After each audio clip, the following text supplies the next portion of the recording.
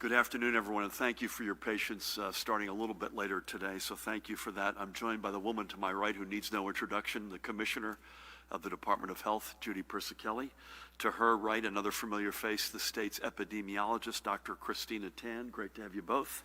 The guy to my left, again, who needs no introduction, the Superintendent of the State Police, Colonel Pat Callahan. Also joined by the Director of the Office of Homeland Security and Preparedness, Jared Maples, and Deputy Chief Counsel, Paramil Garg, among others. So we've got a fairly significant announcement to start the week off, so let's get right to it. Today I am signing an executive order, and Judy will issue an executive directive later today, I believe, that will allow indoor dining to resume at 6 a.m. this upcoming Friday, September 4th. I'm proud that our restaurants will be able to return to some level of indoor service for the Labor Day weekend. And by the way, I looked ahead for the weather and it looks pretty good, so knock on wood, it'll stay that way. Of course, this resumption of indoor dining will come with strong limits on capacities as well as other requirements which will be strictly enforced. As we all know, this pandemic isn't over yet, and our goal is to ensure this step is done properly to prevent the kind of spikes we saw in other states that allowed their restaurants to reopen too fully and too quickly, steps which required us to hit the pause button on our earlier plan to allow indoor dining to resume. As with the reopening of gyms, there's a long list of required steps as well as additional recommendations being made, and I know Judy will speak more to these in a few moments, but allow me, if I can, to run through some of the top lines. To begin with, the capacities inside any restaurant will be capped at 25%. Additionally, groups will also be capped at 8 individuals, excepting for immediate families. All groups of diners will be required to be kept at a minimum of 6 feet apart. All staff will be required to wear masks at all times. All diners will also be required to wear masks at all times when they're not in their seats. Any customer who either does not wear or refuses to wear face masks absent a legitimate medical reason cannot be seated indoors. Additionally, we are asking that diners keep their masks on while waiting for their food and once they're finished eating or drinking. And food and beverages can only be consumed while seated. Walking around with a drink indoors will not be tolerated. If you're dining at a restaurant that provides table service, you'll only be able to order your food while seated at your table, and the staff are the only ones who can bring you your food or beverage. In other words, if you're seated at a table, you can't go to the bar to get another drink or place an order for another dish. You must allow your server to place and deliver those orders for you. That's not terribly unusual, but we just want to make sure everyone understands that. Restaurants that provide food service at their bars may allow patrons to dine at the bar, provided that all diners are kept at proper social distances. A couple seated at the bar, for example, may sit together but can't have anyone else on either side of them for at least 6 feet. For any group seated together at the bar, that's capped at 4 individuals. As we have mentioned many times before, one of the major trouble spots for us to take this step was ensuring proper ventilation. And as with gyms, we're mandating strict ventilation requirements. First, windows must be open to ensure a proper flow of fresh air into the dining areas. Additionally, air conditioning units must be turned so that they are allowing for the maximum amount of outdoor air to be introduced to the dining room, and that the amount of air being recirculated is set to its lowest possible setting. As I noted, these are just the top line requirements of what is an exhaustive list. We have been working hard for several months now to get to this point. After the pullback from our initial early July target date, we committed that we would not put ourselves in a similar position again, and that we would not allow for indoor dining to resume until we had confidence that we would move forward. I am proud that we are doing this today so our restaurants can again welcome patrons to their dining rooms for the long holiday weekend. And as I've said many times, this was simply a matter of when and never a matter of if. And I thank the many restaurant owners across the state who thought creatively to serve their diners in the meantime using outdoor seating, which, by the way, will continue. And I also thank the many local officials who helped foster such creativity. There is no doubt that many restaurants will continue offering outdoor seating options, especially because many New Jerseyans will continue to feel more comfortable eating outside. I know that it has been hard on many of you. The restaurant industry is not only a huge employer in our state, but New Jersey is home to many noted dining establishments that draw patrons from all over the country, never mind the state. And my goal and our goal has always been to get to yes. But our job now is to ensure that this reopening only leads to future announcements expanding the indoor capacity limits and that we do not have to take a step backward. We will be watching very closely, and we will not tolerate any owners or managers or diners, for that matter, who work to try to work around these rules. Everyone must pull together. Now, following on that, today I'm also signing an executive order that will allow for our movie theaters and other indoor performance venues to also reopen this coming Friday, September 4th. As with all other indoor spaces, theater and other performance venue capacities will be capped at the lesser of either 25% capacity or 150 moviegoers or patrons. And I'm going to come back to that 150 in a second. For this, each showing and each theater in a multiplex will be subject to these limits. So if you've got 4 screens, for instance, each screen will be held to the lesser of 25% capacity or 150 people. In theaters, groups that purchase tickets together may sit together, but all other moviegoers must remain at least 6 feet apart. And masks are required to be worn at all times in the theater unless you're pulling it down to put away a handful of popcorn. And as we take these steps to open up indoor dining and movie theaters, we are also increasing, as I alluded to a second ago, the capacity limits for indoor gatherings that are religious services and celebrations, weddings, funerals, memorial services, and political activities. These also will be capped at either the lesser of 25% of capacity or 150 individuals. That's an increase from the current limit, which is 25% of capacity with a cap of 100, whichever is less. So in the final analysis, we're able to take all these steps today because of the hard work that millions of you have done to help keep pushing down our positivity rate and our rate of transmission and all the other health metrics we follow to where we are comfortable and confident in taking these steps. Because we are doing so does not mean by any stretch that we can let up our vigilance even one bit. We know this is a virus of opportunity, so let's not give it any unforced opportunities. There is no room for error and no excuse for being a knucklehead. Let's enjoy eating indoors again, or going to a movie, or celebrating with our friends safely and responsibly. With that, Judy, can we look at the overnight numbers? So today we're reporting another 352 positive test results for a cumulative total since March 4th of 191,960. Just if you need evidence that we're still not out of the woods, over the past 3 days, we've reported a total of over 1,000 positive tests in our state. The daily positivity rate from tests, and these are taken from August 27th, was 1.41%. That's really good news. That puts us among the best in the nation, and among other things, when you've got many hundreds of people testing positive, Judy, and a spot positivity rate that's low, that tells you that we've got a lot of testing capacity, and a lot of people are getting tested, and that's a good thing. Transmission rate is still below 1. It's up a little bit, though, over the past couple of days, and we're watching that closely, 0.90. In our hospitals, as of last night, there were 253 COVID-positive patients, 231 persons under investigation for a total of 484. That's also up a little bit.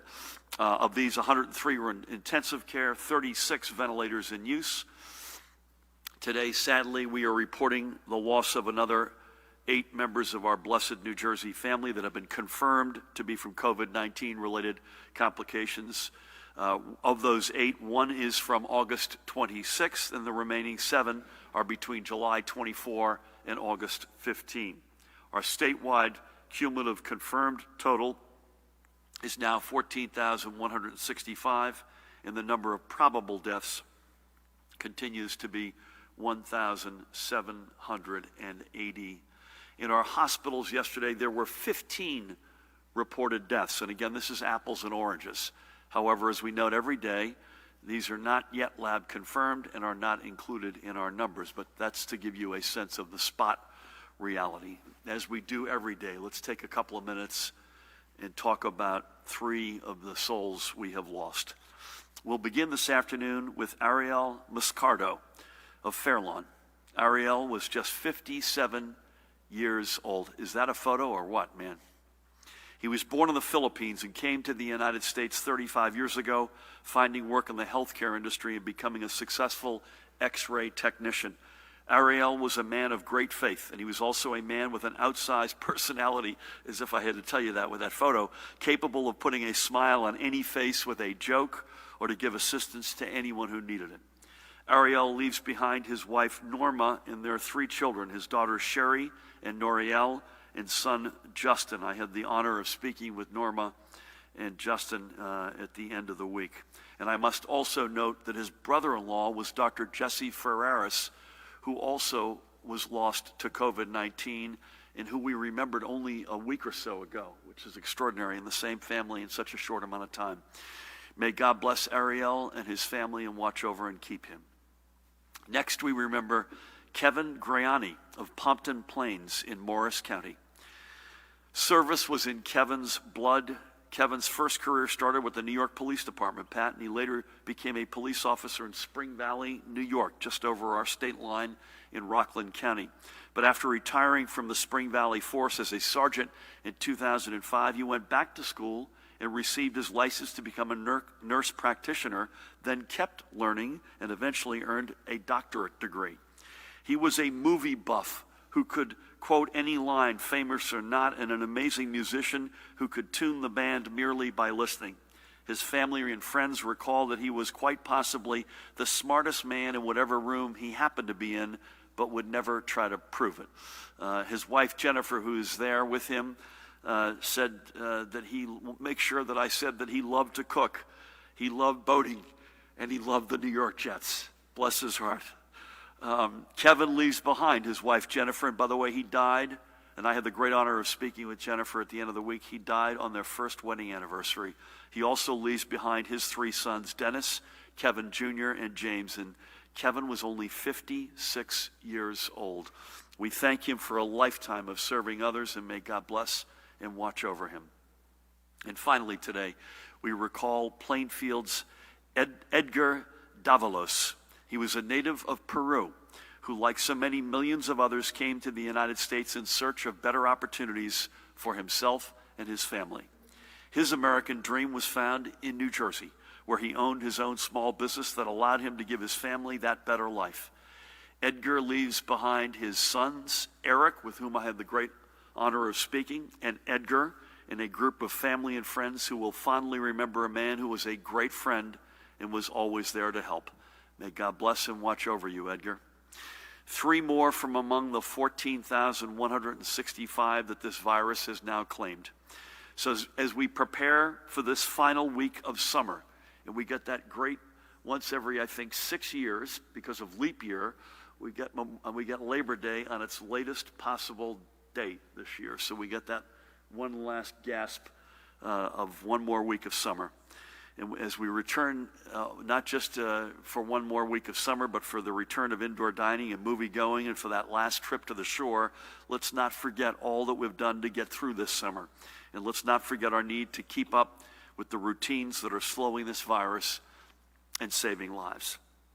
Now, switching gears if I can, tomorrow is September 1st, which means we are entering the critical last month of counting for the 2020 census. And now more than ever, it is essential that we ensure that everyone across our state is properly and accurately counted. Make sure to go to 2020census.gov if you have not done so yet.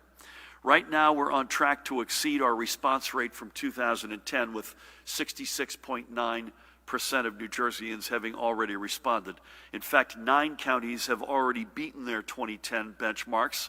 So shout outs to Bergen, Hunterdon, Middlesex, Monmouth, Morris, Ocean, Somerset, Sussex, and Warren. We're less than 1% away from exceeding our statewide response rate from 2010. That's the good news. The bad news is we know we were undercounted in the year 2010, and that's hurt us. And because of it, we've lost out on literally billions of dollars of federal aid and assistance over the past decade. Money for schools and public health, transportation and food security, and even COVID-19 relief. We are now in the final 30-day push to get everyone counted. So if you haven't done so yet, go get counted. Go to 2020census.gov right now. It's safe, it's easy, and it's incredibly important. And it's your civic responsibility. Please, everybody, get out there. Now, let's highlight another of the small businesses that has partnered with the New Jersey Economic Development Authority to stay strong throughout this pandemic. And today it's a small business that we've been relying upon during this pandemic. Touchpoint Pediatrics in Chatham. And there you go, a shameless self-promotion with their website and their phone number, if that weren't enough. It's a primary care practice headed by that woman right there, Dr. Jennifer Shaw, that has been serving families in Morris County since 2002. And COVID-19 has not slowed them down as they've continued to see patients. To ensure the safety of the families they serve and their medical and support staff, Dr. Shaw and her team, that includes her husband Barry, and I had the great honor of speaking to both Jennifer and Barry, and Barry serves, by the way, as the practice's CFO. They've invested in technologies to allow them to sanitize their space with UVC light and to provide telemedicine appointments, as well as in the basics to provide a safe drive-through flu shot clinic.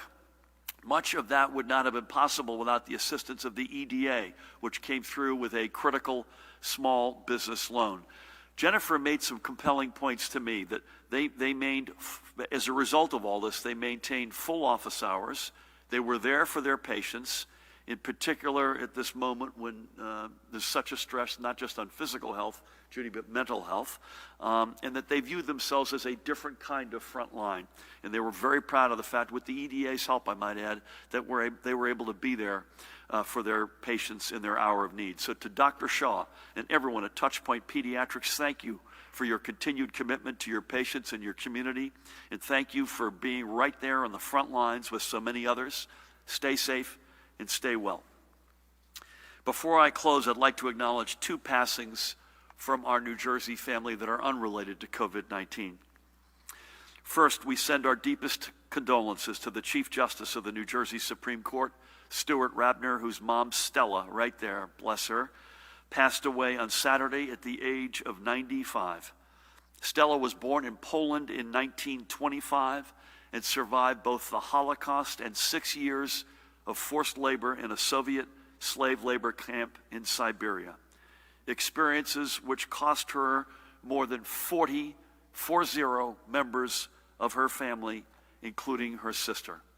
She was eventually able to come to the United States, settling in Passaic, and there she and her husband George, by the way, also a Holocaust survivor, raised their sons Stuart and Howard.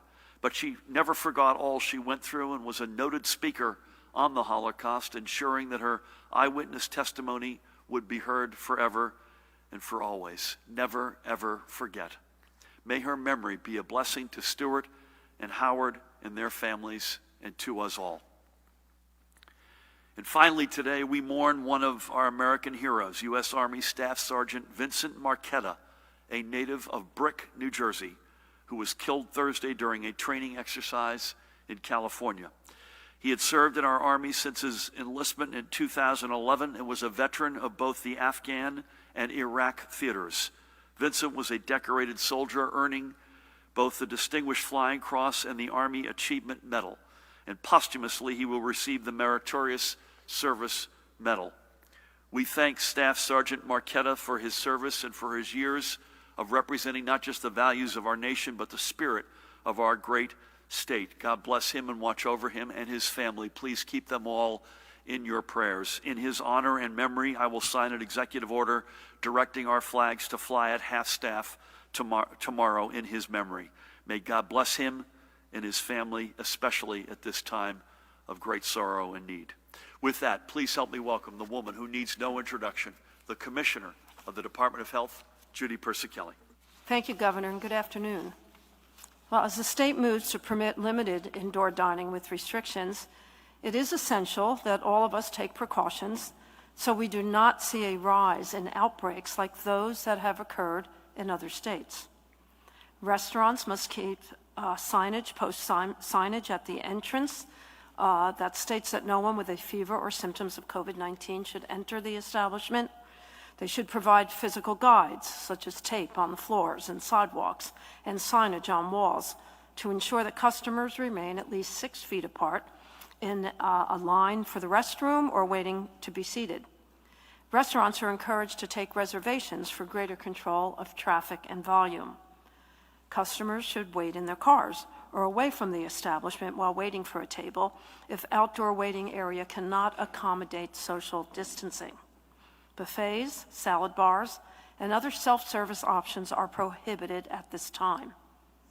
Restaurant staff should disinfect all shared items, such as chairs, condiments, menus, and high-touch areas such as credit card machines, keypads, and counters. They should also provide hand sanitizer stations for customers. Physical barriers should be installed at cash registers, host stands, and other areas while maintaining physical distance of 6 feet is difficult. Employers must conduct daily health screenings of employees, and all employees are required to wear face coverings. Employers should provide training for their staff in hand washing, cleaning and disinfection, social distancing, use of face coverings, and monitoring for signs and symptoms of COVID-19 in the workplace. As the governor stated, effective ventilation is important to indoor spaces. Establishments should inspect and evaluate the heating, ventilation, and air conditioning units to ensure that the systems are operating effectively. Routine maintenance should be conducted on these systems. The HVAC unit should be run 2 hours before and 2 hours after the facility is occupied. Restaurants should consider installing portable air cleaners equipped with a high-efficiency particulate air filter, otherwise known as HEPA filters, to increase the amount of clean air within the facility. Patrons should continue to practice social distancing, good hand hygiene, and please do not go out to eat if you aren't feeling well. While the weather is still nice through September, I want to echo the governor's comments that hopefully the many restaurants that have offered outdoor seating options will continue to do so.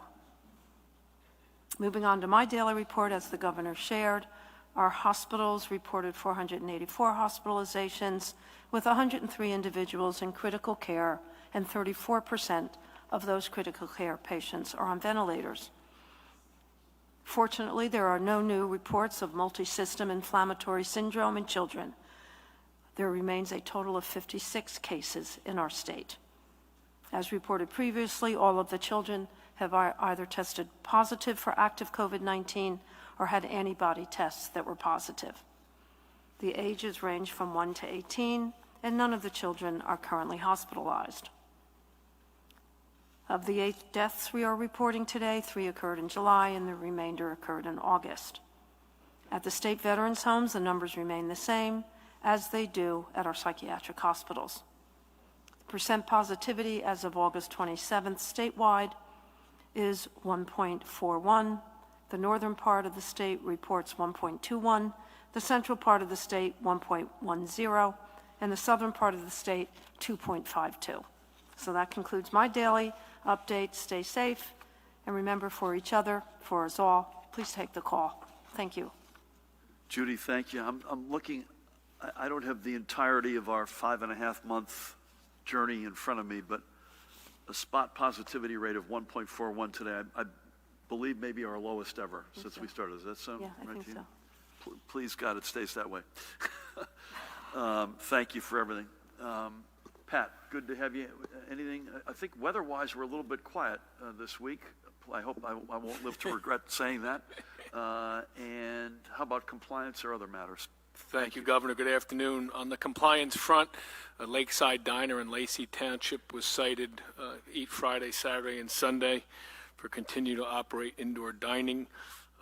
I know Rutgers, there was a large party that was broken up, although from what I understand and what was reported to The Rock, both the Rutgers campus police and New Brunswick police, upon arrival, that party dispersed relatively quickly. And at this juncture, no E executive order violations were issued. On a somewhat different but perhaps related front, I just want to talk a minute about traffic. in state police patrolled areas, in pursuits, we've seen a 50% increase and are probably on track to have the highest number of pursuits in our history of keeping records on that. Also, with regards to accident crashes in our areas, they're up 34%, and fatalities are up 10%. So prior to coming here, I did speak with the governor and with the DOT Commissioner Scicchetti, and we will be changing those variable message signs that you've seen for quite some time now. We will still maintain the message with regard to 511 for those coming in from out of state if there's questions with regard to quarantining, but we're also going to work in some highway traffic safety messages starting this afternoon, keeping an eye on people's speeds, the amount of accidents and the amount of fatalities, and whether that's for lighter traffic, whether that's for people being stressed out, I'm not sure I have the answer for that, but our troopers are out there trying to make sure to keep those on our motoring public safe. So just keep an eye out for that, and certainly we ask you to please obey all the traffic laws throughout New Jersey. Thanks, Gov. Thank you, Pat. And Pat, this is not just on the highways, right? This is all measure of roads, right? Local. That's correct. The stats that I have are state police patrolled areas, which is 89 municipalities, but we're obviously the primary law enforcement on all toll roads and interstate and state highways. So, but I think if we polled the locals as well, that you'd see a similar reaction or similar stats with regard to pursuits, with regard to crashes, and certainly with regards to fatalities. I'll bet you it's not unique to our state either. You're probably correct. Right? It's a good word of the wise, so thank you for that. I think we'll start over here. If that's okay, we'll start up with Ashley. But before we do, just want to quickly, Mahan, have I got this? We're on with the White House later today. Judy and Pat and I will be there with the team, and we'll report out anything that may come out of that. And we'll be back. We'll be with you virtually tomorrow, and we'll be with you live, unless you hear otherwise, at 1 o'clock on Wednesday, correct? Okay, we got a full house. If you could be economical with your questions, we'll never forget that gesture. So with that, Ashley, that's you, right? Nice to see you. Good afternoon. Does this order include breweries, wineries, distilleries, and will there be any specific guidelines for them? How will dine-in movie theaters work? Do they follow restaurant rules? Does this order include indoor wedding receptions, indoor catering halls, and banquet halls? Will you ban indoor dining again if transmission rates get too high? Is there a specific number that you're looking at to judge if indoor dining has been successful? Is there a possibility that liquor laws... You're not being terribly economical, Ashley. I know, I'm sorry. I just want you to know that. Can I get two more in? This is not the example that we need to set for the rest of your colleagues here. Let's just let me slide here then. Okay. Is there a possibility that liquor laws will be loosened even more to help restaurants get back on their feet, including granting liquor licenses to restaurants that currently can't serve alcohol? And lastly, residents whose driver's license were set to expire by August 31st have received extensions to renew. But since the backlog still exists and lines continue, are they going to provide extensions to people whose licenses are set to expire by September 30th or October 31st? Okay. Thank you. So, my honor. We knew there'd be a lot of questions today, so we not only have Deputy Chief Counsel Parimal Garg, we have the Chief Counsel Matt Placken, and it's, I believe, the first day that you've ever been here together, guys. So good to have you. I think you're going to end up answering most, if not all of these, but I think the conceptual question, probably the most important, if I may say that, is would we consider reversing this if it looked like it was blowing up on our face? And sadly, I have to say yes. I certainly hope not to. And it would be a sustained increase of the metrics that Judy and Tina and the rest of us follow. And so it wouldn't be one day or even a couple of days. And I think would also furthermore try to have some qualitative sense around the data as to whether or not it was coming, in fact, from the indoor dining steps that we've taken, as opposed to an out-of-control party in somebody's basement. And so that's, I wouldn't say that's a judgment call, but that's an extra layer that we would try to apply to this. But, gentlemen, so breweries, wineries, distilleries, dine-in movies, indoor weddings, and any comments on the Motor Vehicles Commission? Listen, they've made the good news on one other comment. Motor vehicles, I think since they've reopened, they've processed 1 million different transactions, either online or in person. which is no mean feat. Secondly, I know people are frustrated by the lines outside. That includes yours truly. Those are people who used to gather on top of each other, remember, inside at one of their locations. And they're outside. So inside, I think they're doing a great job doing what we're doing here, socially distancing, et cetera. But those lines outside continue to be frustrating, and I don't blame folks for being frustrated about it. But I'll leave it to you guys to fill in the blanks on any of the above. Sure, and I'll let Paramount speak to the specifics of the order. Your question about liquor licenses, though, it's not something that we're considering now, and I'm not sure, frankly, we have the legal authority to do it, even if we wanted to. With respect to breweries and distilleries, they will be covered by the indoor dining rules. It will apply to any establishment that offers food or beverages for on-premises consumption. Movie theaters will be able to offer concessions or other food for consumption in movies, subject to the protocols that the governor was talking about. And with respect to wedding venues and banquet halls, they will also be allowed to offer consumption of food and beverages. They will be subject to the indoor gatherings limit, as well as the indoor dining protocols that are put out. What about licenses that are expiring at beyond August 31st? Any comment there? No comment yet. I mean, we've been working with the chief, and we put out a few months ago a timeline for expirations, which you noted. And as soon as we have more detail on the deadlines that are coming up, we'll put something else out. Thank you. Let's come down. Where Ashvin, how are you? Nice to see you. Matt, let's hit you up next, if that's okay. Yeah, Good afternoon. To the governor or the commissioner, has the state submitted the information requested by the Department of Justice for examination into the deaths at nursing homes? And Governor, I'm curious if the state has officially applied for the $300 expanded benefit yet. Piggybacking off of MVC, any consideration if you're going to give extensions to maybe broaden the extensions to elderly people or people with pre-existing conditions that could be put at greater risk? And a couple from Dan Munoz. Do you support compensating restaurant owners for financial losses they suffered when preparing to open for indoor dining ahead of the July 4th weekend? And do you think businesses can stay afloat, much less make a profit, if they can only do 25% capacity, especially considering outdoor dining won't be feasible in the coming months? I'll let Matt or Paramel answer the Department of Justice question. Sorry, have we applied for the $300? Is that what you were asking? Have we applied for the $300, your second question?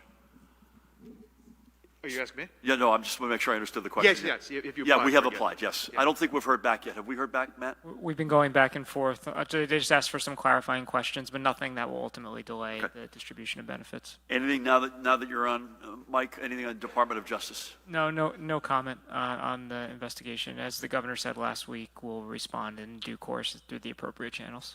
Can I convince you to give me an answer on extensions for motor vehicles for the elderly or those with comorbidities, now that you've got the mic?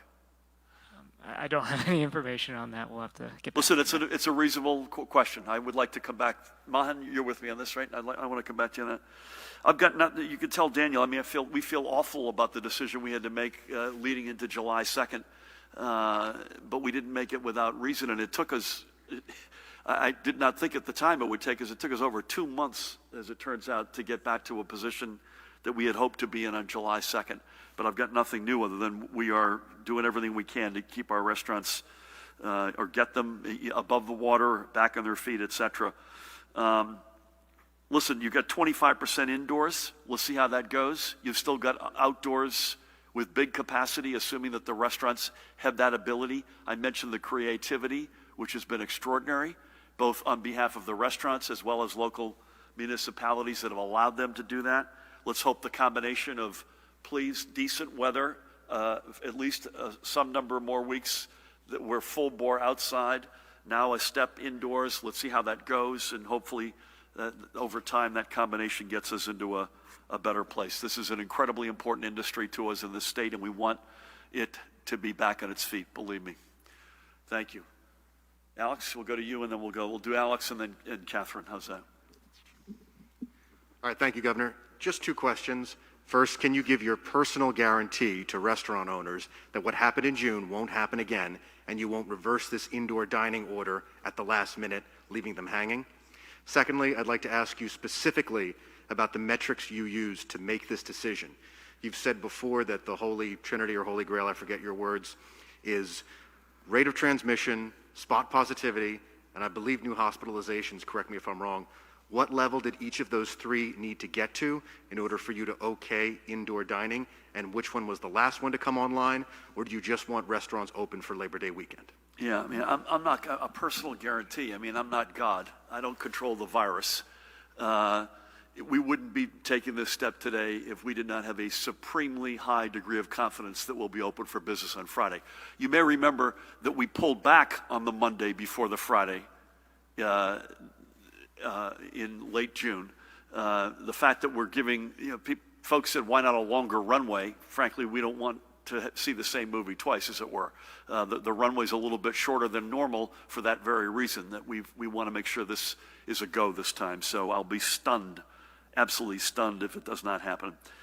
I mean, it's the sustained, Judy or Tina may want to weigh in here, it's the sustained, not just improvement, but sustained levels of numbers that we are very comfortable with. So a week, I'm looking at my chart, a week plus, well more than a week plus of rate of transmission under 1, spot positivity, which is among the lowest in the nation, new hospitalizations that have been in the 30s each day. Again, we're not out of the woods, as we noted. The people have continued to sadly lose their lives over this, but it's the sustained level of the numbers we care most about. Would you add anything to that, or you good? Tina, you good with that? Okay, thank you. Catherine, how are you? Hi, Governor. Hey. Is it on? Hi. Senate President Steve Sweeney has signed on to a bill that would impose a tax on high-frequency trades. This would potentially generate a lot of money. Is this something you consider? Immigrant groups have been lobbying for weekly payments for undocumented immigrants as they don't qualify for unemployment, and we're critical of you for not including this in your budget. Is this something you're ruling out for this budget cycle? And then finally, Democrats in 2 different op-eds in the Record, and then also Tom Moran in the Star-Ledger, wrote that they are throwing cold water on your baby bond proposal, saying this is something the state cannot afford right now. How do you plan on changing their minds? And then also I was curious, did you consult with Senator Booker before introducing this idea? Thanks. Sorry, before I answer, Catherine, your questions, our labor commissioner would like me to say something. Mahan, thanks to you. FEMA asked, this is back to the $300 application. FEMA asked for some clarifying info for our application, which is why we're not approved yet. It won't affect timing of eventual payments or the amount that we receive. And I think Rob highlighted when he was here last week that given the timing, it's likely to come in a lump sum with a retroactive makeup. We've made this, I think, clear publicly. I certainly have made it clear with the Senate President and Speaker privately. We take this notion of taxing or some sort of toll on the high-frequency trading very seriously. So it's something we're looking at with a great deal of interest.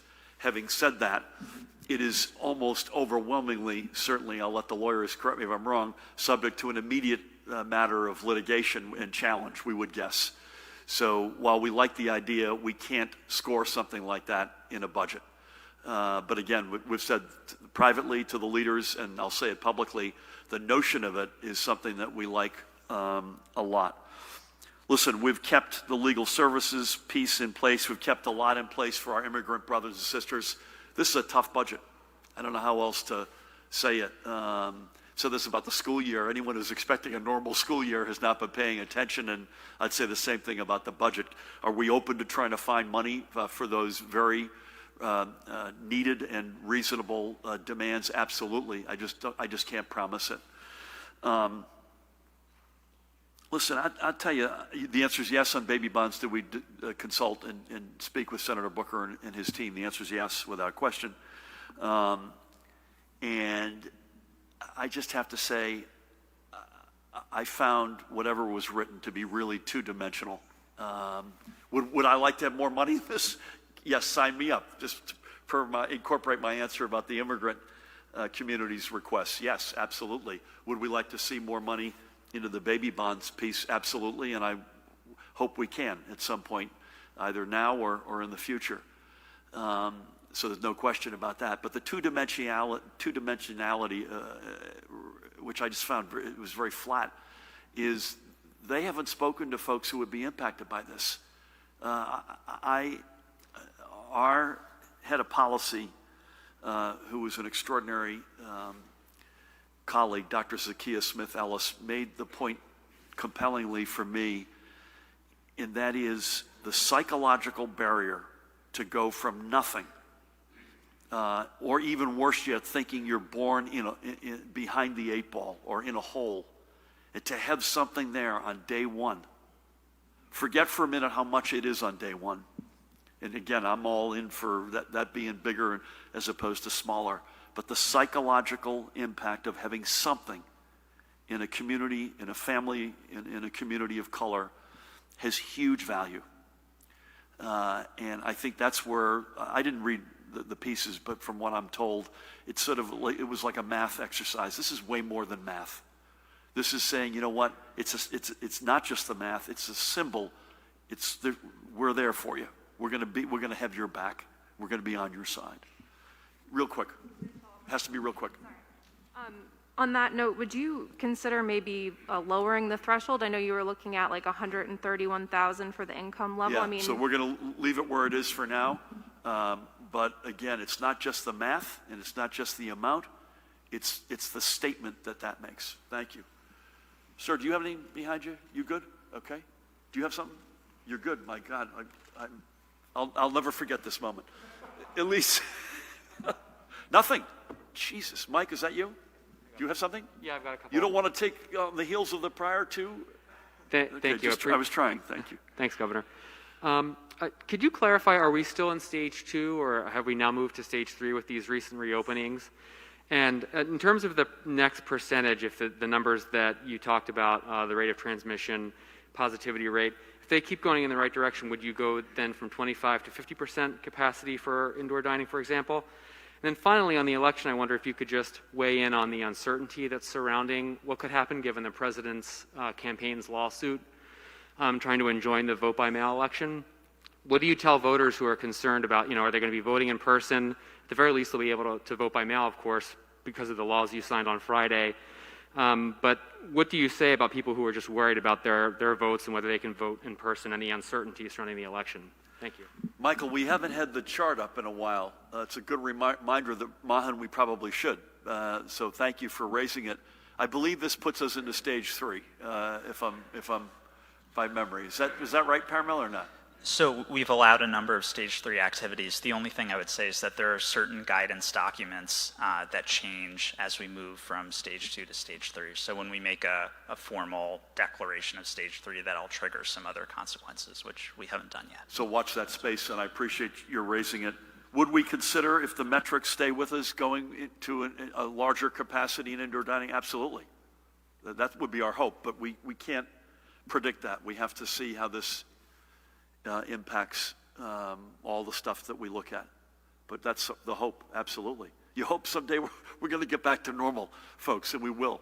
I just can't tell you exactly when. Perhaps Judy can, but I cannot.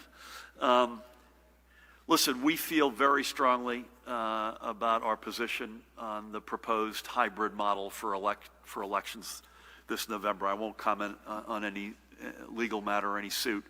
But voters should have supreme confidence that this is a model that will do everything that folks should want to make sure their voice is heard, their vote is counted regardless of which side it is on, that they have complete certainty and confidence that both of those things will happen. And again, remind folks, everyone's going to get a ballot. You've got several choices at that point. Number one, you could fill it out and return it in the mail. We'll continue to work aggressively with the U.S. Postal Service to make sure that gets through the system and is safely in the hands of the folks who will count it.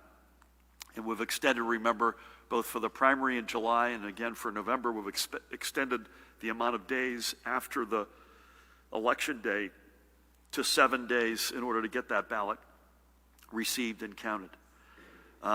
Option 2, take the ballot, fill it out, find a secure drop box somewhere in your county We've committed, I think, to 285 of these at a minimum in the state and dropped the ballot in there. Option 3, fill the ballot out, show up on election day. And again, we're asking each county to have at least 50% capacity in each municipality with at least one polling location.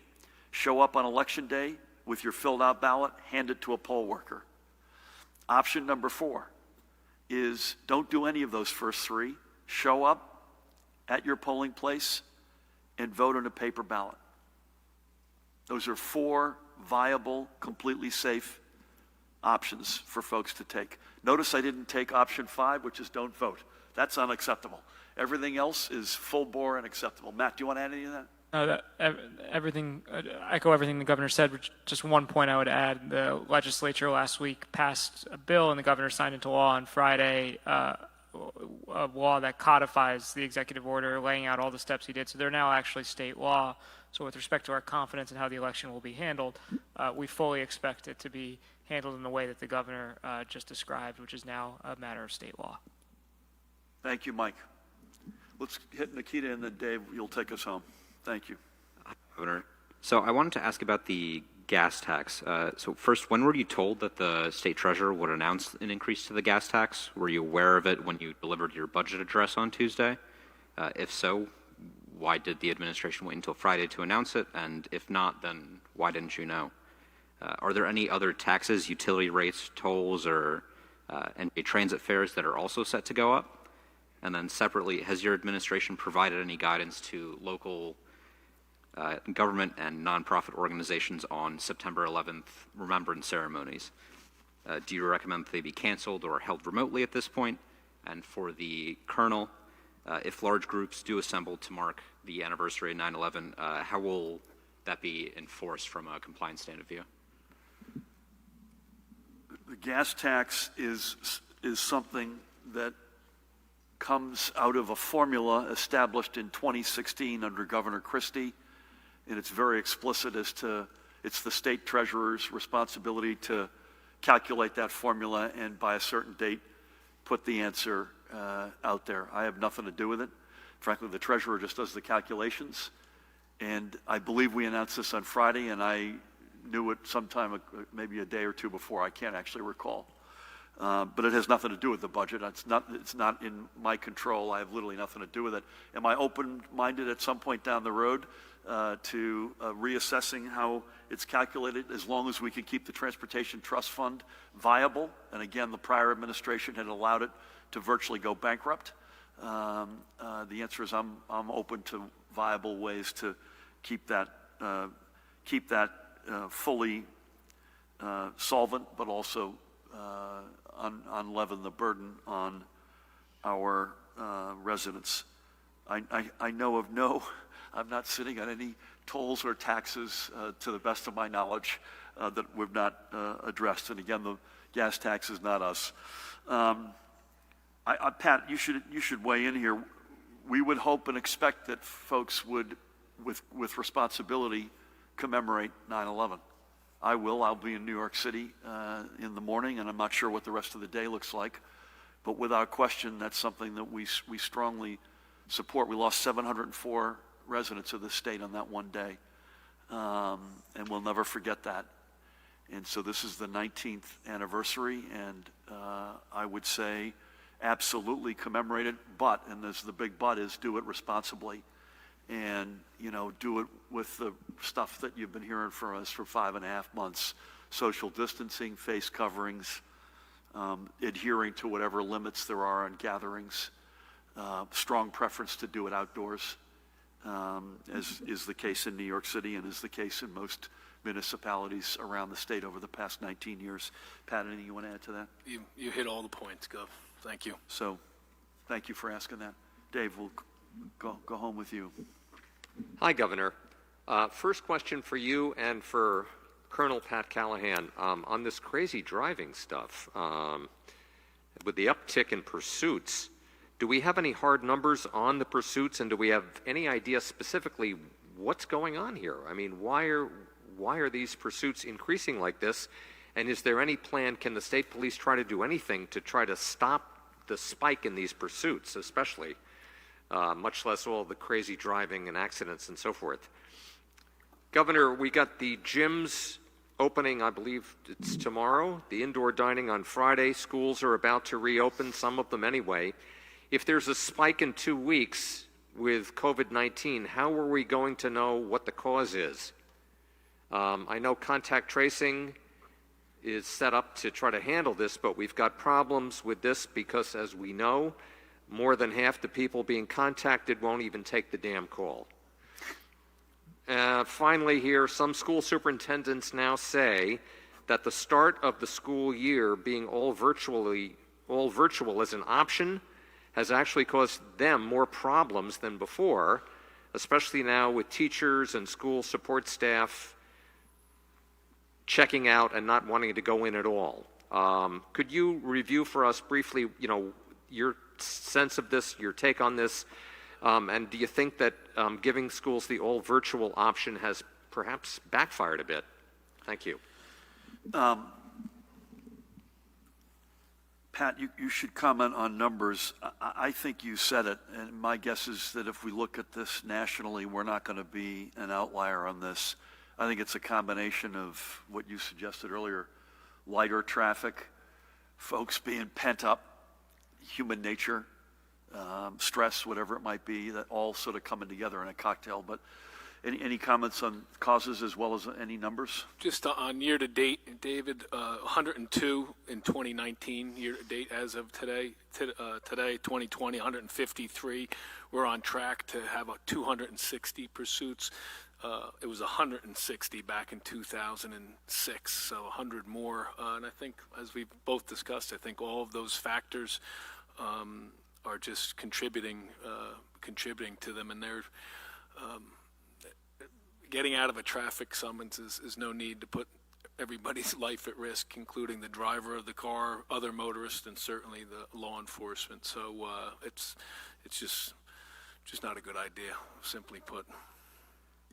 We do everything we can to space these things out, and this is a little tighter than our normal set of steps that we've taken, but the numbers merit it, and we don't want to artificially going to school is not optional. I'll come to that in a second. So that's not a question of whether you go to school. You got to go to school. The question is, how are you going to go to school? But we felt, and I don't want to speak for Judy and Tina and team, but they felt that both with gyms and indoor dining, we were at the point we could safely take these steps. Your question is a good opportunity for us to remind folks to take the damn call if you get called by a contact tracer. And again, indoor on top of each other, no face covering gatherings are off, whether you're in a home or wherever you may be, and that's the thing above all else we've got to avoid. We've got to avoid that. Let's just repeat the way we've thought about the schools. Again, we came out with 105 pages of guidance in June, and we promised we'd continue to listen and learn, and if we learn more, we would clarify or add to that guidance. And so, just to review, we were able to find the money to address the digital divide. I think Judy and Tina and colleagues concluded that it wasn't enough to recommend kids wear face coverings. They felt pretty strongly with the passage of time, particularly as our numbers started to get a little bit weak, that should be mandated. That first, we gave families the option to keep their child home and do a specific to their child virtual. But we also had enough evidence, as of a few weeks ago, that there were legitimate reasons why certain districts couldn't be open for business next Tuesday, overwhelmingly safety related. And so allowing that option is something that we felt was the responsible, right thing to do, and we continue to. But we are also equally committed and never have wavered off of this to in-person instruction in some form at some date that you all think is a reasonable, acceptable date. And again, our principles are safety, most importantly, high-quality education, equity. Remember, not every family has the same shot. And then wrapped around that is flexibility. So we're almost there. I know there are still some districts where things are moving around. There's a lot of passion on all sides of this, which is completely understandable. And let's see how this opens up and how it goes. I'm looking forward. I hope, I was talking to the team earlier, I'm trying to arrange to visit a school or two myself just to see what it's going to look like with my own eyes. I think, Judy, you were thinking of the same, and that's something, we're all, again, I'll leave you with this. Anybody who's expecting a normal school year is not paying attention. This is just going to be not normal, and we all have to sort of accept that. And again, keep in mind safety, high quality education, equity, and then a dose of flexibility wrapped around all that. So with that, quick swig. Mask up. Thank you all. Judy and Tina, thank you as always. Pat, likewise. Matt, Paramel. We lost Jared Mahan. Thank you again. Tomorrow, virtual. Wednesday, 1 p.m. unless we hear otherwise. So a lot of very specific, tangible news today. I think you're going to post your guidance by the end of the day on indoor dining and movie theaters, and so look for that. And it's fairly dense, and so forgive us in advance for that. It's like the gyms; it's fairly dense, but this is something we really don't have any choice with. Folks, just keep doing what you've been doing. Let's end the summer in not only enjoying it, but responsibly, as you've done all summer long. And then let's get back to gyms tomorrow, some amount of indoor dining on Friday, back to school next week. Again, none of that may be totally, completely like it was in the old days normal, but those are big steps that we're going to take together. Let's do it responsibly, let's do it safely, and let's do it with some amount of joy. Thanks, everybody. God bless.